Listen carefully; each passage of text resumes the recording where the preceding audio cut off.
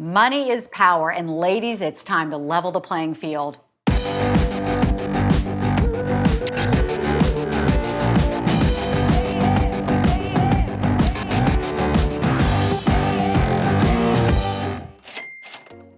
Hi everyone, welcome to Makers Money. I'm Sallie Krawcheck, CEO of Ellevest, the investing platform for women. Grab yourself a beverage, because we're gonna dig into something exciting that I hope is gonna change the way you think about your future. We need to talk about building your dream career. Yes, the one that lights you up because you're doing something you love. The one that means you're living your most badass life.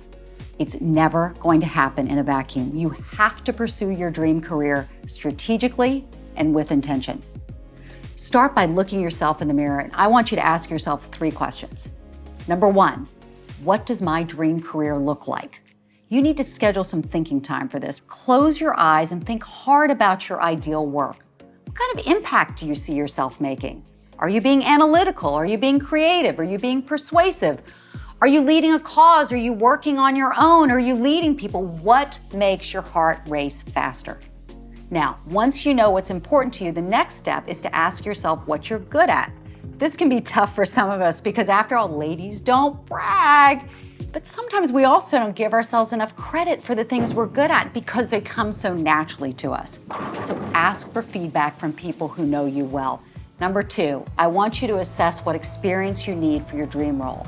Chances are that dream career, it could be a few steps from where you are today. So think about what skills you'll need for that next job. Means getting better at marketing? Ask the boss for a marketing project. Spring for the coding class you've been thinking about, or start the blog you've been dreaming of. Whatever it is, building out your skill set is going to make you a way stronger candidate for your next role. Finally, ask yourself, am I in a position of strength? When you're financially stable, you can just make better decisions. Example, you've got 3 to 6 months of your salary saved in an emergency fund. You've been listening to that old boss of yours pitch your great ideas as if they're his own for months. Then you've got the freedom to decide you are done with that bull and find a better team to work with. Joining us today is Carla Harris, Vice Chairman, Wealth Management, Managing Director, and Senior Client Advisor, have a few titles, at Morgan Stanley. In August 2013, she was appointed by President Obama to chair the National Women's Business Council.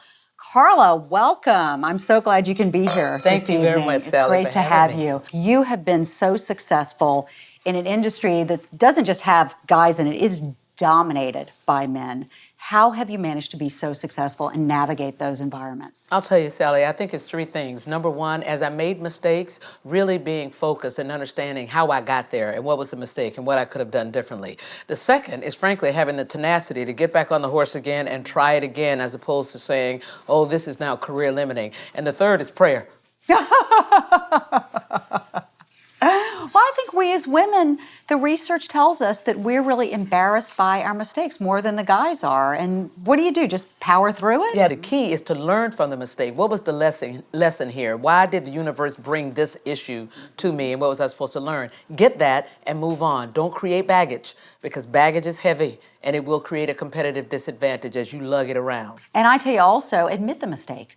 You know, what always makes me not trust someone in a business setting is when they pretend like the mistake didn't happen or wasn't their fault. Yeah, I can't agree with you more. Not only admit the mistake, own that thing, but also own the narrative. Never let anybody else tell your story. Outstanding point. Okay, so if you could go back in time and see yourself at 25, what are the 3 pieces of advice you'd give yourself? First thing I would tell my 25-year-old self is own your power. We have a lot of power, and we so easily and unconsciously give it away. The second thing I would tell myself is take risks and play it big. If you're going to bother to play at all, play it big. You know what no looks like, so why not play for yes? If I go back to 25, I'd say divorce that man. Divorce that man. Where do you get your confidence from? Well, I'll say that my confidence has come through my experience. It's also come through my faith, and it also comes from having really strong women around me as I grew up. Right. What are you telling women in their 20s about how to position themselves for the next big opportunity?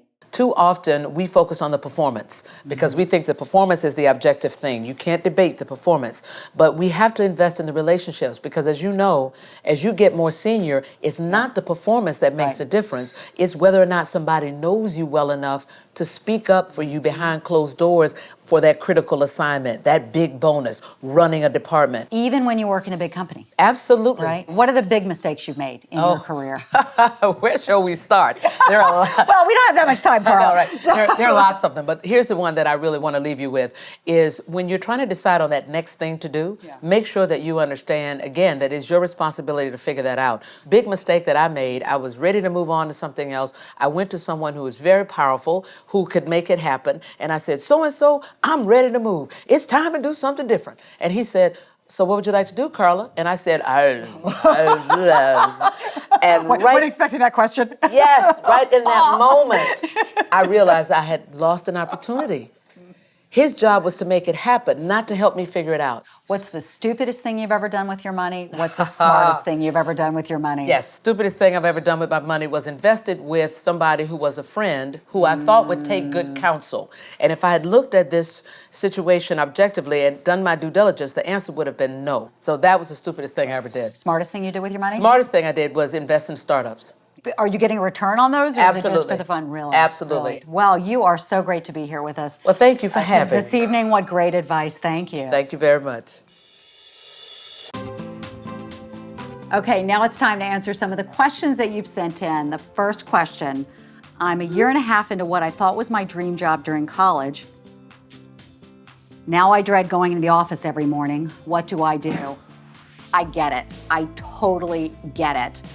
Totally get it, because my 20s, disaster. I hated every job I held, one more than the next. What I did, though, is I was careful to note what I did like and what I was good at along the way. And then, when I was facing old age, 29 years and 11 months, it hit me one day, an insight that I like to say so many young women have at that age. I should be an equity research analyst. Okay, that might not be your personal passion, but it, believe it or not, was mine. And once I knew that, my career took off, and I was at the top of my industry in a few years. The lesson here is this: it's okay not to love your first job, or your second, or your third, as long as you keep pushing yourself to figure out where your passion converges with your talent and ability. Question number 2. All right, I'm thinking about making a career change, but it looks like I'll have to step back into a more junior role. Should I stay where I am or take a lower salary to do what I want to do? Let me ask you a question. Is it a job you think you'll love? Then go. And instead of thinking about just that near-term salary, look at the earnings that the highest achievers in that field have, and girl, plan to be right there with them. So here's the deal.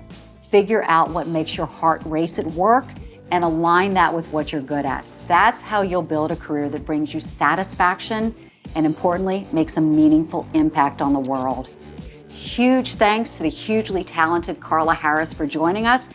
And ladies, we want to hear from you. So tweet at us at MakersWomen and use the hashtag MakersMoney, or send us questions at makers.com/makersmoney. Until next time, remember, more money, more power.